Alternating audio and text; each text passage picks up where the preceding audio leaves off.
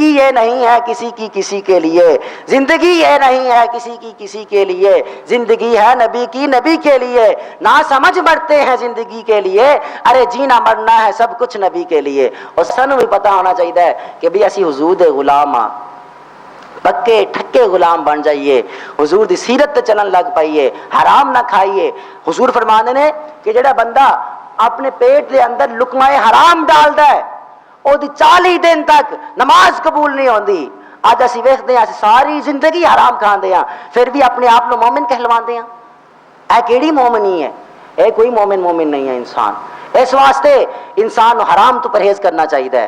40 دن نماز قبول نہیں ہوندی ایک لقمہ حرام کھان نال، ایک ساری زندگی حرام خوری کرتا ہے، مال تجارت کماندا ہے حرام نال، اگر کاروبار کرتا ہے حرام نال، اور گھر چلتے پے نے حرام چلتے پے نے، اگر فیکٹریاں چلدیاں پے نے حرام تے چلدیاں پے نے، اس بندے نو سوچنا چاہیے کہ آقا دو جہاں صلی اللہ علیہ وسلم دا اے فرمان ہے کہ ایک لقمہ کھان والا وہ حرام، وہ دی نماز قبول نہیں ہوندی 40 دن تک، میں تو ساری زندگی کھاندا پیا تے میں حضور نو کس طرح منہ وکھاواں گا؟ وہ تو مومن بھی کہلاندا پیا۔ اس واسطے اسنوں سوچنا چاہیے، اسنوں اس دراز گوش تو سبق حاصل کرنا چاہیے، اس دی سیرت تے چلنا چاہیے کہ بھی اسی دامن نو بچا کے لے جائیے، جس وقت قبر دے اندر جائیے فرشتے آن اور سوال پوچھن لگن ما کنت تقول فی حق ھذا الرجل، اس مرد کلندر اس شخصیت دے بارے وچ تو دنیا وچ کی کہندا سی؟ وہ اے آکھے کہ مر کے پہنچا ہوں یہاں اس دل ربا کے واسطے، کہ بھئی اس واسطے میں مریا، یہ جینا مرنا اس واسطے کیتا سی کہ بھی جس ٹائم قبر وچ جاواں حضور نو پہچان لاواں۔ جڑا بندہ حرام کھاندا ہے یا مال حرام کماندا ہے یا اپنے بچیاں نو حرام کھواندا ہے، اس بندے نو مومن کہلوان دا حقدار ہی نہیں ہے، وہ اللہ نال اعلان جنگ کرتا پیا ہے۔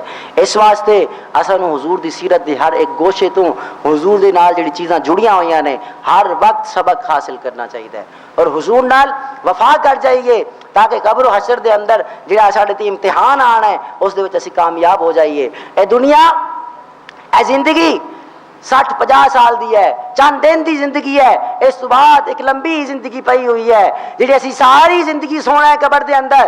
اگر اسی چاہندے ہاں کہ اسی آرام نال سوئیے تو حضور نال تعلق عشقی بھی قائم کر لئیے، حضور تے فرامین تے بھی عمل کر لئیے، حضور تے احکام تے بھی چل لئیے، شریعت دے اوتے پوری اتباع کرتے ہوئے جائیے، جس طرح اللہ رب العزت نے فرمایا ہے قل ان کنتم تحبون اللہ فاتبعونی یحببکم اللہ۔ تہاڈا کم ہے حضور دی سیرت تے چلنا اور تانوں ساری کائنات دا محبوب بنا لینا میرا کام ہے۔ ایک آیت پاک دا مفہوم ہے کہ بھی ساری کائنات دے تسی محبوب بن جاؤ گے۔ جس میں اللہ دا انسان محبوب بن جاندا ہے تے اللہ رب العزت ساری کائنات نو اکھاں عطا کر دیندا ہے کہ بھئی اے جڑا بندہ چلدا پیا عام بندہ نہیں ہے، اے غلام مصطفیٰ چلدا پیا ہے۔